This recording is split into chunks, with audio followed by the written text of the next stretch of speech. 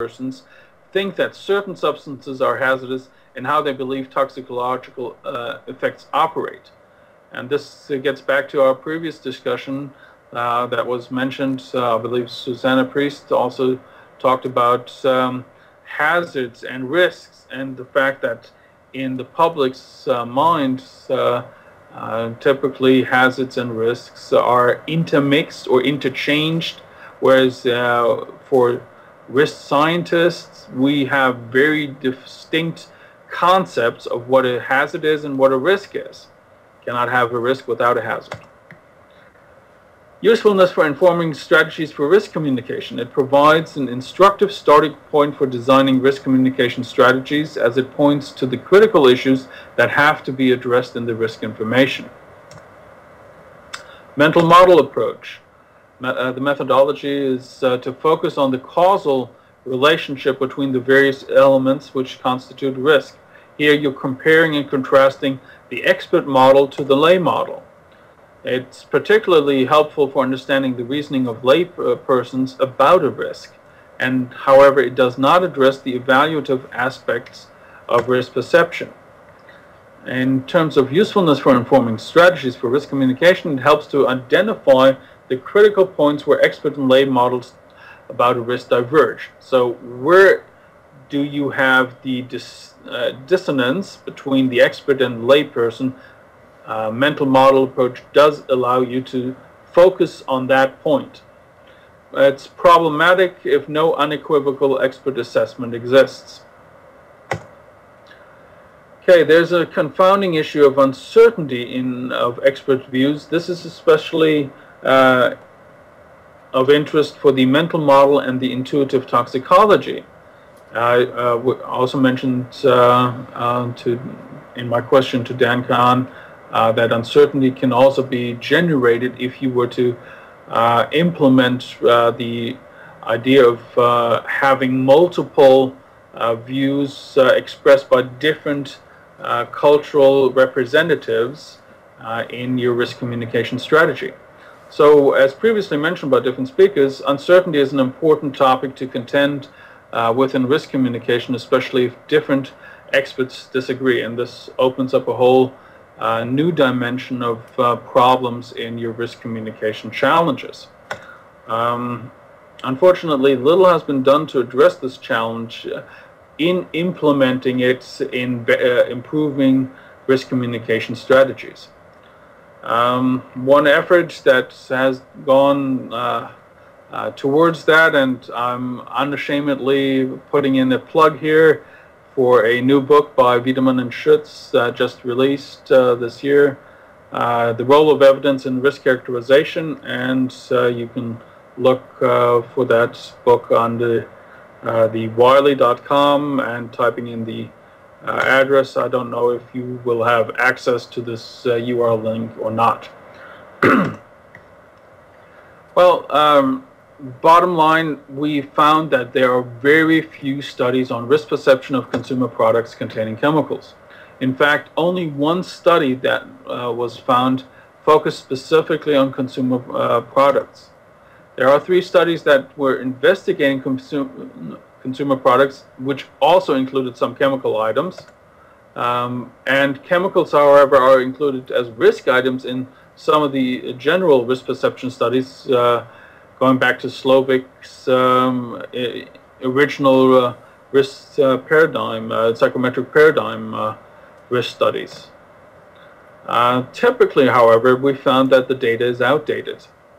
This is important. Leonard Sierberg was mentioning about the changes in attitudes and perceptions toward nuclear technology, as nuclear technology now has a new face of being a global climate change positive technology, rather than being the having the stigma of being a nuclear waste generating technology.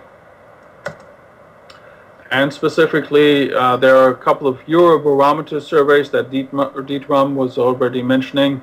Eurobarometer 2007 and 2006 have looked at consumer products containing chemicals in some degree. Well, what are some of our conclusions? This is a fairly busy slide, so I'll get to the gist of it. The cultural theory is the only one that comparatively possesses very little empirical support. All other approaches do make useful contributions to our understanding of risk perception. However, the approaches differ with regard to their specific focus.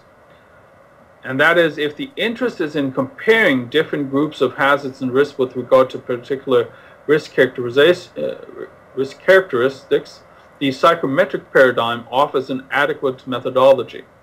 In particular, it allows the inclusion of risk characteristics that are related to effective aspects of risk, which obviously, as we've discussed today, are increasingly considered important in risk perception research.